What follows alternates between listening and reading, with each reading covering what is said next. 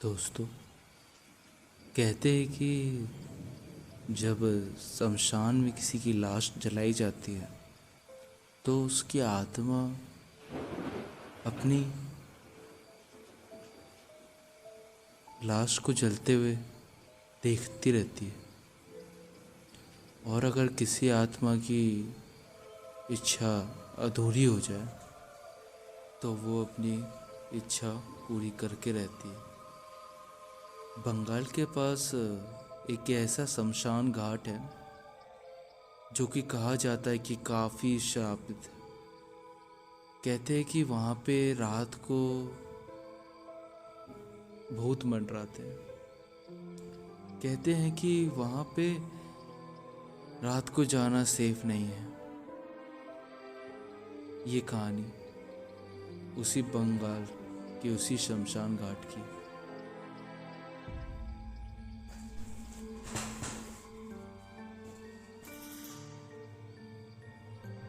तो दोस्तों, मैं आपको आज इन्हीं रहस्यमय जगहों की एक कहानी सुनाता हूँ।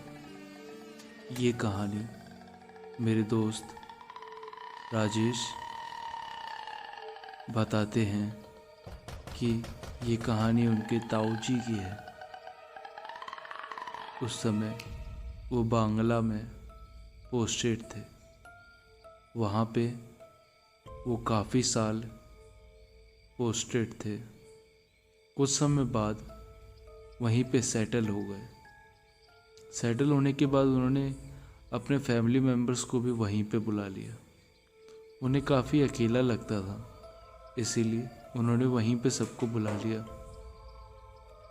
कुछ साल वहीं पे रहने के बाद अचानक से ताई जी के पैरों में मोच आ गई। उसकी वजह से वो कोई काम नहीं कर पाती थी। घर में काफ़ी टेंशन का माहौल था। ताऊ जी भी काफ़ी टेंशन में रहते थे। उन्होंने कई हकीमों को, बाबाओं को, कई पूजा करवाए, कई हवन करवाए, कई डॉक्टरों को दिखाया, मगर इसका कोई इलाज नहीं आया। आखिर में थक हार कर उन्होंने हार मान ली। कुछ समय बाद जब वो ऑफिस में थे तब उनका एक प्रिय मित्र सुरेश, उसने उनको एक हल बताया, मगर वो आधे में रुक गया। उसने सोचा कि अगर मैंने ये हल बता दिया और अगर इन्होंने वो करने की कोशिश की तो शायद ये इतनी बड़ी मुसीबत में फंस जाएंगे कि ये कभी निकल नहीं पाएंगे। ये कहीं सोचते हुए वो रुक गए, मगर ताऊ जी ने उनको फोर्स किया और बोला, अरे बता ना यार, कितना मुश्किल होगा, सोच क्या रहा है, बता। ये कहते हुए चाचा जी ने उनसे बहुत ज़बरदस्ती की और फिर आखिर में उनके प्रिय मित्र ने उनको सॉल्यूशन बताया और बोला कि ये बात करने के बाद तुम्हारी बीवी 110% सही हो जाएंगी, मगर ये काम बहुत मुश्किल है। ये सब कहते हुए उनके मित्र ने बताया कि तुम्हें पूर्णिमा की रात को शमशान घाट में जो भी तुरंत ही जली लाश हो तो उसकी लौ पे खीर बनानी है और उस खीर को अपनी पत्नी को खिलानी है, और वो खिलाने के बाद तुम्हारी पत्नी 100% सही हो जाएगी, मगर याद रहे पूर्णिमा की रात को। ये सुनते ही ताऊ जी ने सोचा कि जब मैंने इतना कुछ ट्राई कर ही लिया है तो ये भी ट्राई कर ही लूँ, ताकि बाद में कुछ मलाल न रहे। ये कहते हुए उन्होंने काम को अंजाम दिया। अगले ही दिन पूर्णिमा की रात थी। वो रात को वहीं शमशान घाट पहुंच गए। पहुंचने के बाद उन्होंने अंदर जाने का प्लान बनाया। जाने से पहले उन्होंने अपना बैग अच्छी तरीके से चेक किया कि उनके पास सारी सामग्री उपलब्ध थी। ये लेते हुए रात की सुनसान रात में वो तैयार हो चुके थे। तभी कुत्तों की भौंकने की आवाज़ और चमगादड़ और उल्लू की आवाज़ उस रात को और भयावह बना रही थी। और खौफनाक सुनसान हवा, वो ठंडी हवा जो बदन से सटते ही रोंगटे खड़ी कर दे, ऐसी हवा उस जगह को और भयावह बना रही थी। उन्होंने सोचा कि जितनी जल्दी काम हो जाए उतना जल्दी अच्छा है। वो जल्दी से गए और जलाने के लिए जैसे ही नीचे झुके पतीले को रखने के लिए,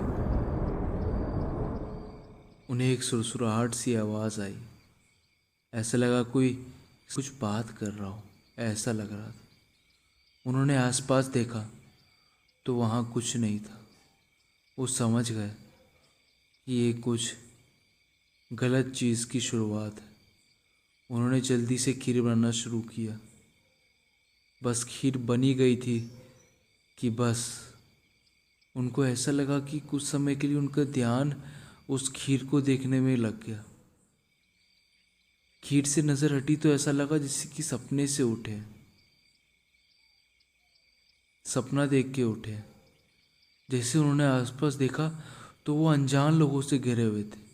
ऐसे लोग जिनके आर पार अपन देख सकते हैं, आप देख सकते हैं, ऐसे लोगों से वो घिरे हुए थे।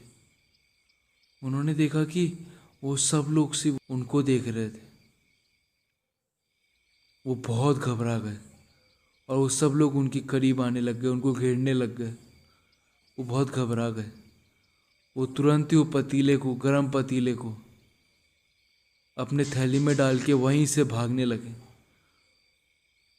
और रास्ते भर साईं बाबा का नाम लेते रहे। वो घर तो पहुंच गए, मगर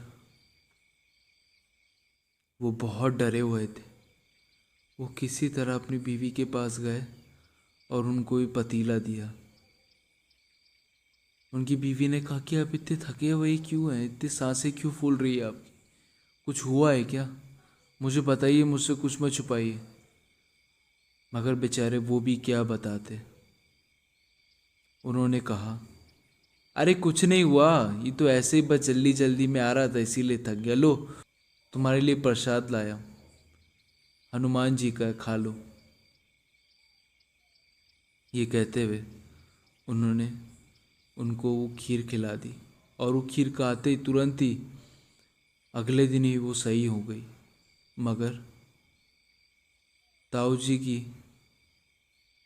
नींद हराम हो गई थी।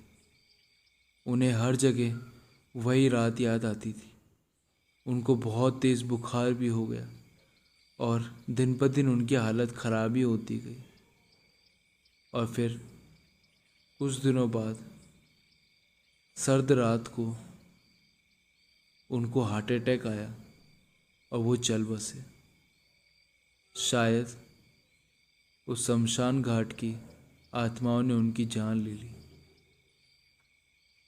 उनकी वाइफ तो ठीक हो गई, मगर वो अब हमारे बीच में नहीं रहे। तो बस यहीं तक थी कहानी। अगर आपको ये कहानी अच्छी लगी हो और आपको डर लगा हो तो प्लीज़ हमारे चैनल को सब्सक्राइब करें। मैं हर दिन एक ऐसी सच्ची डरावनी कहानियाँ लाता रहता हूँ। तब तक के लिए फिर मिलूँगा, फिर एक ऐसी अच्छी डरावनी कहानी के साथ। तब तक के लिए thank you and have a nice day.